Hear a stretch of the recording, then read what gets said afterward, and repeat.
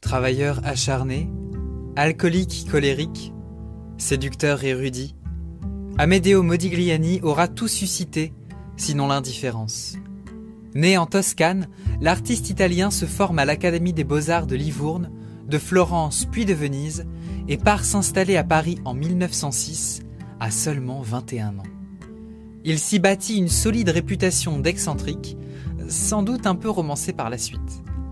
Au-delà du mythe de l'artiste maudit, c'est surtout sa personnalité contrastée et l'attention particulière qu'il porte à la figure humaine qui font de Modigliani l'une des personnalités les plus influentes du Montparnasse des années 1900 et 1910.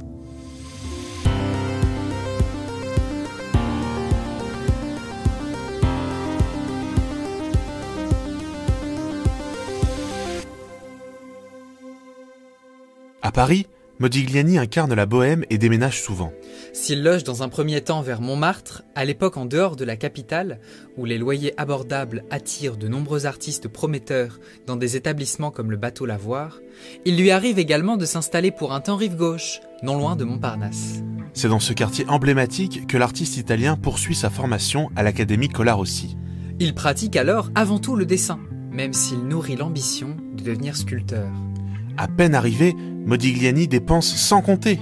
Cependant, il semble plus souvent céder à la soif qu'à la faim.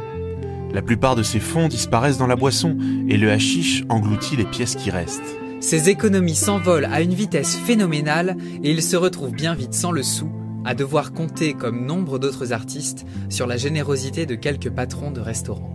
Parmi ces derniers, il affectionne particulièrement l'italienne Rosalie Tobia, patronne de chez Rosalie rue Campagne Première, qui lui offre le repas en échange d'un dessin et le récupère lorsqu'il est saoul. À la Rotonde, il lui arrive de s'imposer à la table d'un client pour en faire le portrait en quelques traits, qu'il lui échange ensuite contre un verre ou un peu de monnaie. Il bénéficie, comme beaucoup d'autres, de la bonté légendaire de Victor Libion, qui nourrissait ses artistes en échange de quelques toiles et fermait les yeux de bon cœur sur quelques menus larcins. Kiki de Montparnasse écrit sur le peintre dans ses souvenirs retrouvés. Modigliani mangeait d'une main et de l'autre dessinait, entre chaque bouchée. Il jurait sans cesse et engueulait on ne sait qui.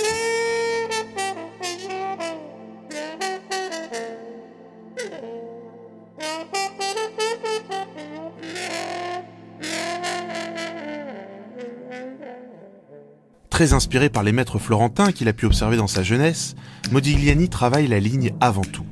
Mais le jeune peintre découvre à Paris les œuvres de Gauguin avant d'être bouleversé par une rétrospective sur Cézanne. Ces expériences transforment peu à peu son rapport à la couleur.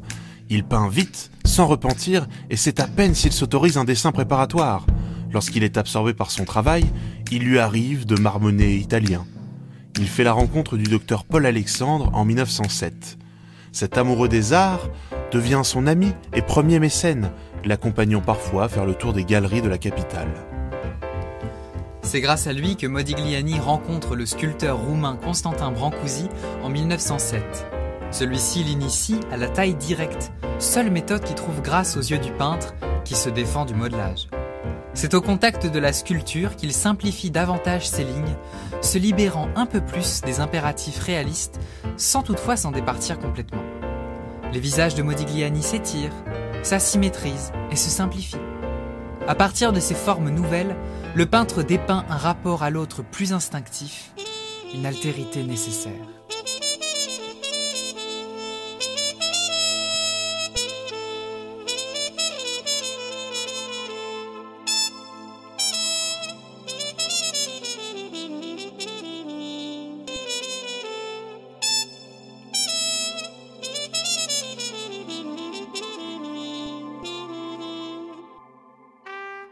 En 1909, alors que sa santé décline, Modigliani retourne un temps à Livourne, où il constate l'écart qui semble s'être creusé entre lui et la plupart de ses anciennes connaissances, qui n'entendent pas grand-chose aux avant-gardes parisiennes. Peu lui restent fidèles, et lorsqu'il leur montre ses premières sculptures au cours d'un second séjour livournais en 1913, il reçoit de vives critiques. Ses rondes bosses étirées sont le théâtre de ses recherches sur la figure humaine, inspirées par les arts antiques et premiers. Modigliani pratique toujours la taille directe, qui lui cause cependant de graves quintes de toux en raison de l'effort fourni et de la poussière soulevée par son ouvrage. Ses poumons fragilisés par la tuberculose le forcent à ralentir la sculpture en 1914, non sans amertume, avant d'y renoncer tout à fait en 1916. Ses peintures ultérieures, témoins d'une attention renouvelée au volume, portent toutefois les stigmates de cette passion. Certaines œuvres, comme son nu assis, développent cette filiation jusque dans le traitement de la peinture. L'épaisse couche représentant les cheveux du modèle est parsemée de sillons creusés à l'aide de la hampe du pinceau. Si la pose rappelle la tradition classique, le traitement du visage atteste l'influence de son expérience de la sculpture et des arts extra-européens sur la production picturale du peintre. Présentée avec d'autres nus à la galerie Berthe Weil en 1917, cette œuvre fait scandale et doit être décrochée, les bonnes mœurs lui reprochant sa représentation des poils pubiens du modèle.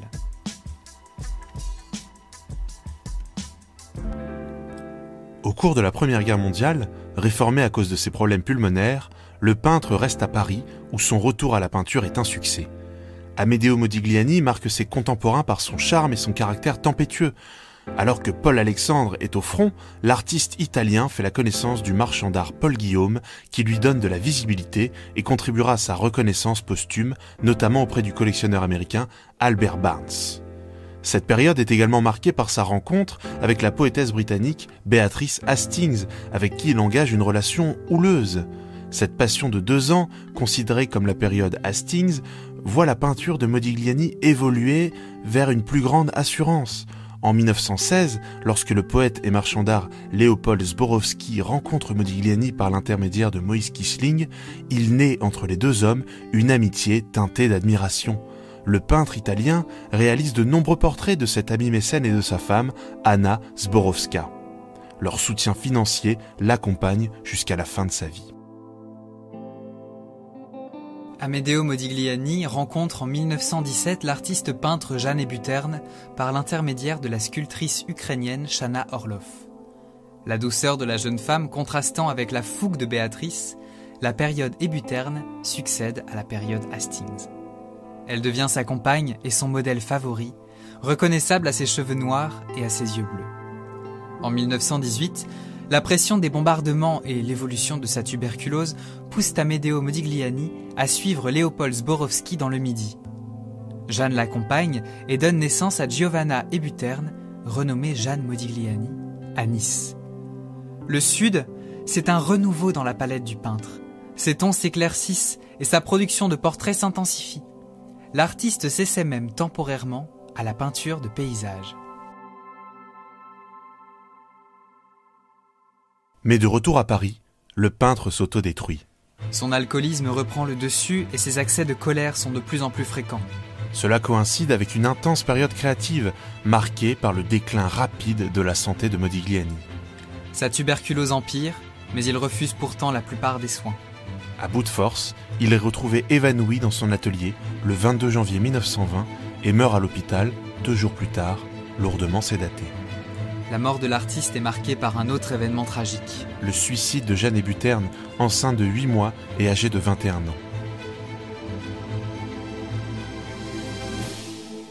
Ce drame parachève la légende de Modigliani, dont la vie tourmentée a produit par contraste une peinture subtile qui explore tout en nuances le visage de l'autre.